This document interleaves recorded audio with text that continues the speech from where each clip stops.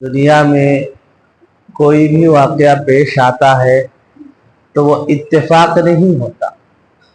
انسانوں کے اعتبار سے بہت سی چیزیں اتفاق ہوتی ہیں. اللہ کی کائنات میں کوئی اتفاق نہیں ہوتا. اللہ کا نظام بنا ہوا ہے. حضرت یوسف علیہ السلام کو کنویں میں ڈال دیا گیا. ایک قافلہ شام سے مصر جا رہا تھا, راستہ بھٹک گیا. اللہ نے بھٹکایا, بھٹکا یا اللہ نے بھٹکایا؟ اللہ نے بھٹکایا. کنعان کی طرف آ گیا, کنعان کے جنگل میں پہنچا. وجاءت سیارة فارسلوا واردهم فادلى دلوا. ایک جگہ قیام کیا, پڑاؤ کیا, پیاس لگی, پانی لانے والے کو بھیجا. قافلے میں کچھ لوگ ہوتے تھے, کوئی قافلہ چلتا تھا تو ساتھ میں کچھ لوگوں کو رکھ لیتے. کچھ ہوتے راستہ دکھانے والے, کچھ ہوتے پانی تلاش کر کے لانے والے. تو ایک شخص تھا وارد, پانی تلاش کر کے لانے والا, اس کو بھیجا. وجاءت سیارة فارسلوا واردهم فادلى دلوا. وہ پانی تلاش کرتے ہوئے آیا کنویں کے پاس, دیکھا کنواں ہے تو اس کنویں پر اس نے ڈول رسی باندھ کر ڈول ڈالا, اندر ڈالا. جب کھینچا وزن ہو گیا, اوپر کھینچتا ہے تو پانی کے بجائے ڈول پر بیٹھ کر ایک خوبصورت حسین چہرہ پری پیکر 14ویں رات کے چاند کی طرح اچانک نمودار ہوتا ہے. ایک دم سے چیخ نکلی, یا بشرا ھذا غلام, ہائے خوشخبری. یعنی قرآن کریم نے اس کا تذکرہ کیا ایک دم بداہتن, اچانک, جیسے اندھیری رات میں 14ویں کا چاند نکل آیا. دیکھتے انہیں چیخ ماری, یا بشرا ھذا غلام, یہ تو خوبصورت لڑکا ہے. اب پھر اس نے کیا کیا, اس کو چھپا لیا. قافلے والوں کو جا کر نہیں بتایا. قافلے والوں کو اگر بتائے گا تو سب شریک ہو جائیں گے, سب کو دینا پڑے گا حصہ. کہ لے جا کر مصر میں, وہ زمانہ وہ تھا غلاموں کا, غلام لوگوں انسانوں کو غلام بنا کر بیچا جاتا تھا. غلام بنانے کے لیے, غلام بننے کے لیے کچھ اصول و ضابطے تھے. کوئی لشکر کسی علاقے میں حملہ کرتا اور وہ لوگ ہار جاتے, جو لوگ ہاتھ آتے قیدی بنتے, وہ غلام ہوتے. کسی آزاد انسان کو غلام بنا کر بیچنا جائز نہیں ہے. تو اس نے دیکھا کہ بھائی کوئی پوچھنے والا نہیں, کنویں سے ایک لڑکا نکلا ہے, چھپا لیا. وَأَسَرُّوهُ بِضَاعَةً, سامان بنا کر سامان میں چھپا لیا. بعض روایات میں آتا ہے کہ بھائی تو کنویں میں ڈال کر چلے گئے. 2-3 دن تک حضرت یوسف علیہ السلام کنویں ہی میں پڑے رہے.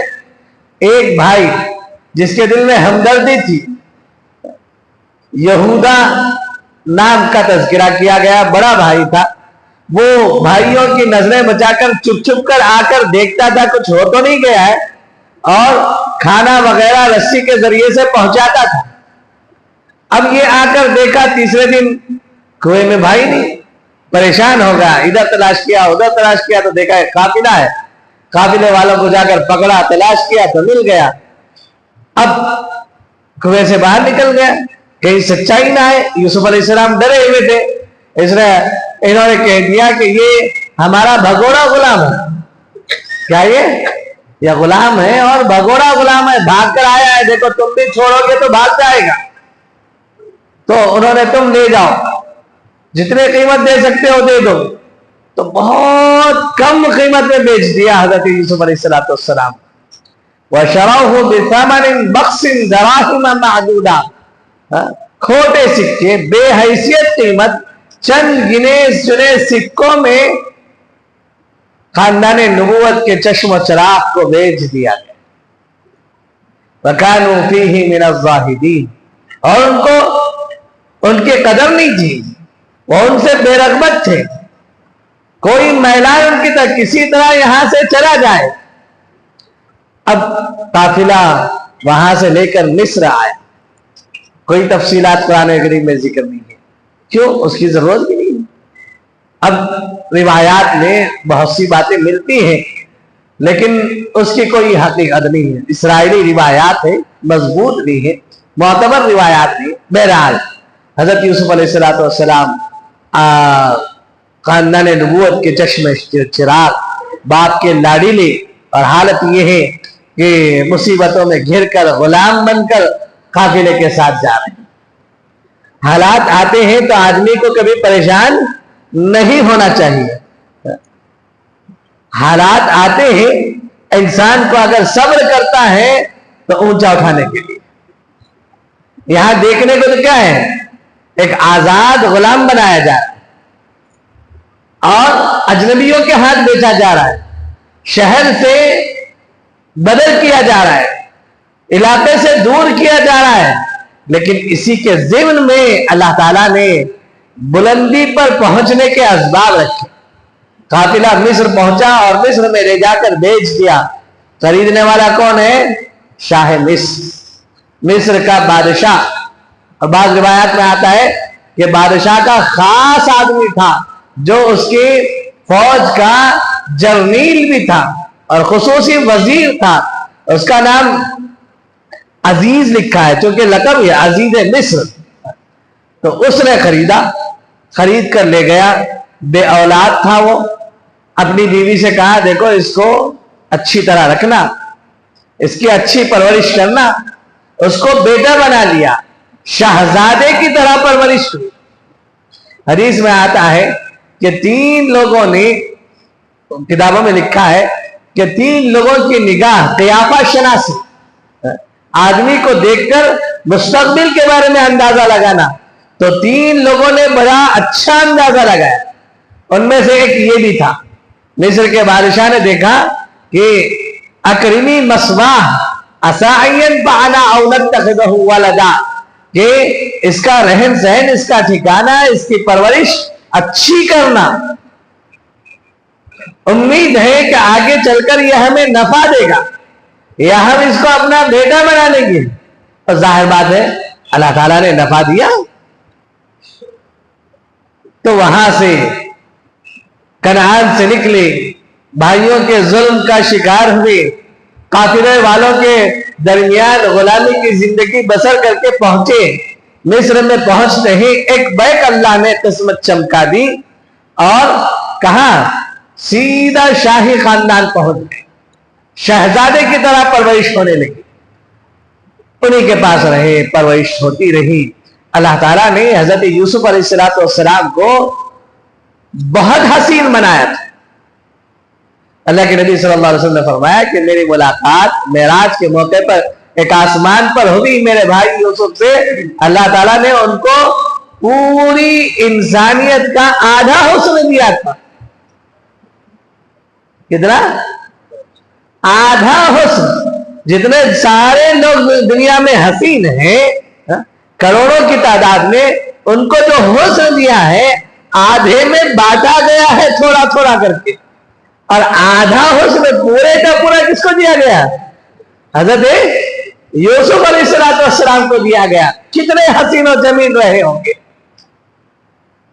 تو جس گھر میں گئے, شاہ مصر کی بیوی کی نیت خراب ہو. ایک دن 2 دن نہیں, سالہ سال تک رہے. 11 سال کی عمر میں, بعض روایات میں 7 سال کی عمر میں بھائیوں نے کنویں میں ڈالا تھا, وہاں سے مصر میں جا کر بیچا. 7-8 سال کی عمر میں مصر کے بادشاہ نے خریدا ہے. اور ولما بلغ اشدہ واستوى, قرآن کہتا ہے جب اپنی عمر کی مضبوطی کو پہنچے, خوبرو جوان ہو گئے.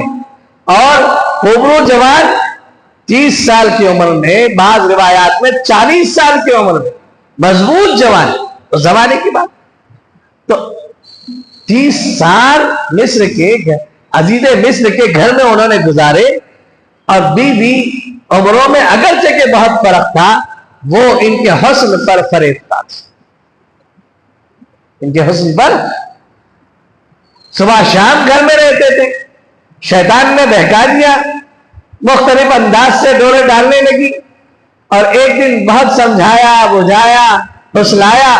حضرت یوسف علیہ السلام تو یوسف علیہ السلام تھے, خاندان نبوت کے چشم و چراغ تھے, نبی تھے. میں نے اس سے پہلے بھی بتایا کہ انبیاء عقیدہ ہیں, عقیدے کا ایک حصہ ہے مسلمانوں کے, اور ہونا چاہیے کہ انبیاء علیہ السلام معصوم ہوتے ہیں, ان کو خود اللہ گناہ سے بچاتا ہے, تو وہ بچے رہے. بہت سمجھایا, بہت بجھایا, بہت پھسلایا, نہیں مانے.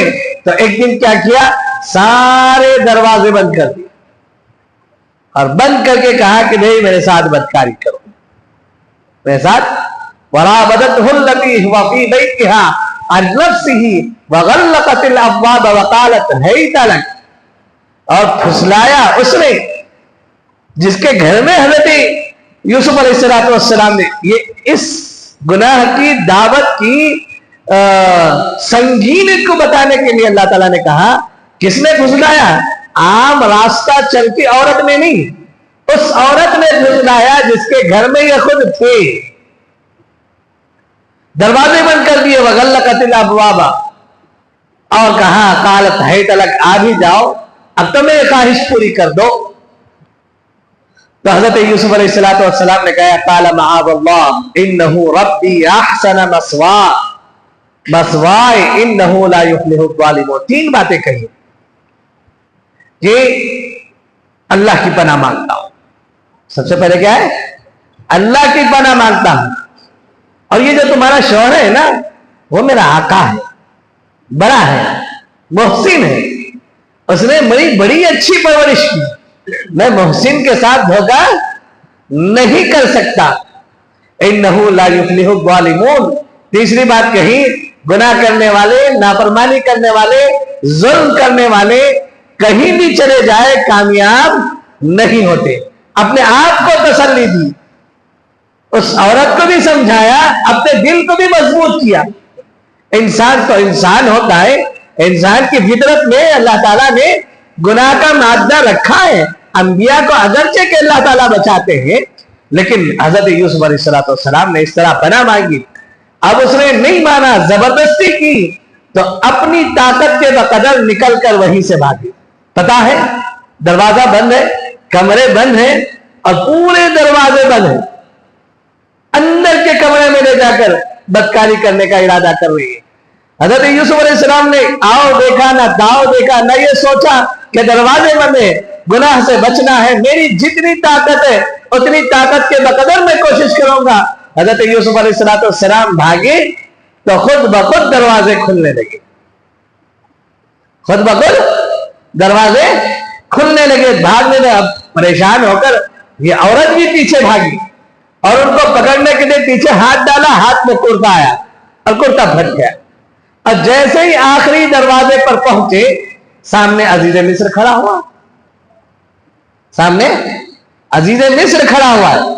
عورت بہت چالاک تھی, عورتوں کے مکر و فریب بہت خطرناک ہوتے, اچھوں کو مات دیتے. اللہ کے نبی صلی اللہ علیہ وسلم نے ایک حدیث میں فرمایا کہ میں نے کسی عقل اور دین کے میں کم شخصیت کو نہیں دیکھا کہ جو اچھے عقل مندوں پر غالب آ جاتی ہے بمقابلے عورت کی.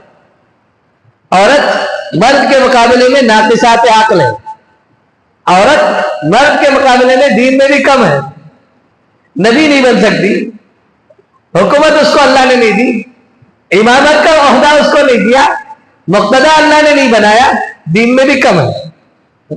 مہینے میں کچھ دن بیمار ہوتی ہے تو نماز نہیں پڑھ سکتی, روزہ نہیں رکھ سکتی, دین میں بھی کم ہے, عقل میں بھی کم ہے. لیکن اچھے عقل مندوں کے عقل کو غائب کر دیتے. شیطان کے جالوں میں سے خطرناک جال عورتیں ہیں.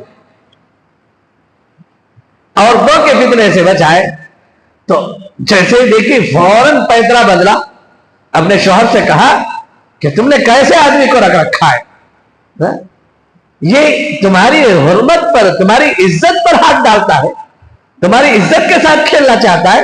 ایسے آدمی کو تو جیل میں ہونا چاہیے، شہزادہ بنا کر گھر میں نہیں رکھنا چاہیے۔ بالکل سارا الزام حضرت یوسف علیہ السلام پر ڈال دیا۔ ایک طریقہ یہ تھا کہ حضرت یوسف علیہ السلام خاموش رہ جاتے کہ میرے آقا ہیں، ان کی بیوی ہے، بدنامی ہوگی، لیکن نبی ہیں، الزام کا دھبا لگ جائے گا، کل کے دن دین کا کام کیسے کریں گے؟ لوگ کیا کہیں گے؟ الزام برداشت نہیں کیا، فوراً کہا غلطی میری نہیں ہے، اسی نے مجھے پھسلایا، اسی نے مجھے گناہ کی دعوت دی ہے، میں تو بچ کر بھاگ رہا تھا۔ اب کس کی بات سنیں؟ طرفداری ہوتی ہے، نرم گوشہ ہوتا ہے۔ عام طور پر آدمی اپنے تعلق والے کی بات زیادہ سنتا ہے، غیر متعلق کی بات کم سنتا ہے۔ آدمی کی طرفداری چاہے 1000 گناہ ہو، غلطیاں ہو، اپنے آدمی کی طرفداری کرتا ہے۔ لیکن اللہ تعالیٰ نے ایسا نظام بنایا حضرت یوسف علیہ السلام کی پاک بازی کو ثابت کرنے کے لیے کہ ایک دودھ پیتا بچے نے گواہی دی۔